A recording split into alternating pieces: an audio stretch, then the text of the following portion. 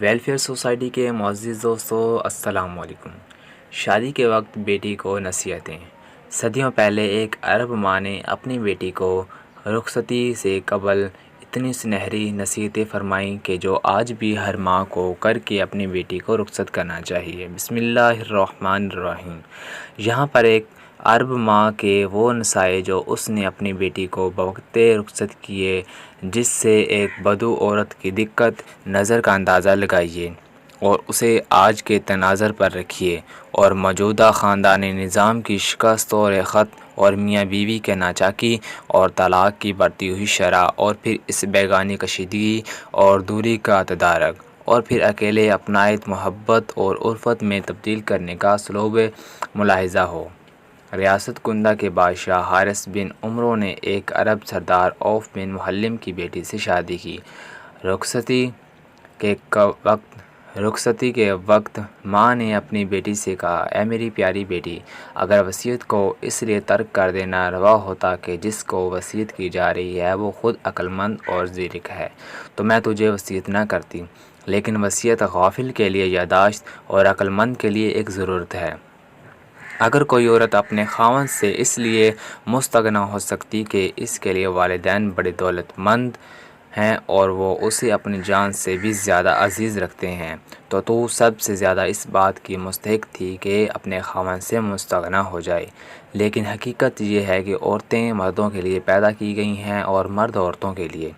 اے میری نور نظر، آج تو اس فضا کو الوداع کہہ رہی ہے جس میں تو پیدا ہوئی، آج تو اس نشیمن کو پیچھے چھوڑ رہی ہے جس میں تو نے نشو و نما پائی، ایک ایسے آشیانے کی طرف جا رہی ہے جسے تو نہیں جانتی، اور ایک ایسے ساتھ کی طرف کوچ کر رہی ہے جس کو تو نہیں پہچانتی۔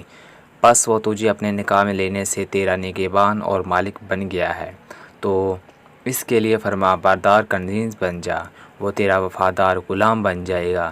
اے میری لقطۂ جگر، اپنی ماں سے 10 باتیں یاد کر لے، یہ تیرے لیے قیمتی سرمایہ اور مفید یادداشت ثابت ہوگی۔ رفاقت کناز سے دائمی بنے گی، اور باہمی میل جول اس کی بات سننے اور اس کا حکم بجا لانے سے پرمسرت ہوگی۔ جہاں جہاں اس کی نگاہ پڑتی ہے ان جگہوں کا خاص خیال رکھ، اور جہاں جہاں اس کی ناک سونگھ سکتی ہے اس کے بارے میں محتاط رہ، تاکہ اس کی نگاہ تیرے جسم اور لباس کے کسی ایسے حصے پر نہ پڑے اور جو بدنما اور کبھی ہو، جو تجھ سے اسے بدبو نہ آئے بلکہ ہمیشہ خوشبو سونگے۔ سرمہ حسن کی افزائش کا بہترین ذریعہ ہے، اور پانی گمشدہ خوشبو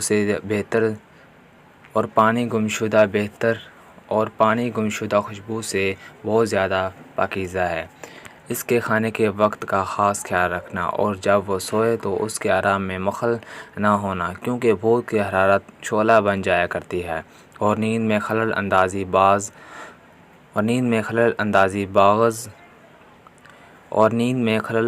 بغض کا باعث بن جاتی ہے۔ اس کے گھر اور مال کی حفاظت کرنا، اور اس کی ذات کی بھی، اس کے دوستوں اور اس کے کنبے کا خیال رکھنا، اس کے راز کو افشا مت کرنا، اس کی نافرمانی سے گریز کرنا۔ اگر تو اس کے راز کو فاش کر دے گی تو اس کے غصے سے محفوظ نہیں رہ سکے گی، اور اگر تو اس کے حکم کی نافرمانی کرے گی تو اس کے سینہ میں تیرے بارے میں غیظ و غضب بھر جائے گا۔ جب وہ غمزدہ اور افسردہ ہو تو خوشی کے اظہار سے اجتناب کرنا، اور جب وہ شاداں و فرحاں ہو تو اس کے سامنے منہ بسور کر مت بیٹھنا۔ پہلی خصلت آداب زوجیت کی ادائیگی میں کوتاہی ہے، اور دوسری خصلت دل کو مکدر کر دینے والی ہے۔ جتنا تم سے ہو سکے اس کی تعظیم بجا لانا، وہ اسی قدر تمہارا احترام کرے گا جس قدر تم اس کی ہم نوا ہوگے، اسی قدر ہی وہ تمہیں رفیق حیات بنائے گا۔ اچھی طرح جان لو، تم جس چیز کو پسند کرتی ہو اسے نہیں پا سکتی جب تک تم اس کی رضا کو اپنی رضا پر اور اس کی خواہش کو اپنی خواہش پر ترجیح نہ دو، خواہ وہ بات تمہیں پسند ہو یا ناپسند۔ اے بیٹی، اللہ تعالیٰ تیرا بھلا کرے۔ اللہ اکبر ہے نہ سونے کی پانی سے لکھنے والی باتیں، اللہ اکبر ہیں نہ سونے کے پانی سے لکھنے والی باتیں، کیسی ماں ہوگی صدیوں پہلے اتنی نفسیات کی ماہر۔ اللہ کے لیے یہ تحریر اپنی بیٹی بہن کو رخصتی سے قبل ضرور تھما دیجیے، نہیں تو ابھی بھی وقت ہے، ابھی بھی ایک بہن بیٹی اس روشنی کے مینار سے فائدہ اٹھا سکتی ہے۔ اللہ حافظ۔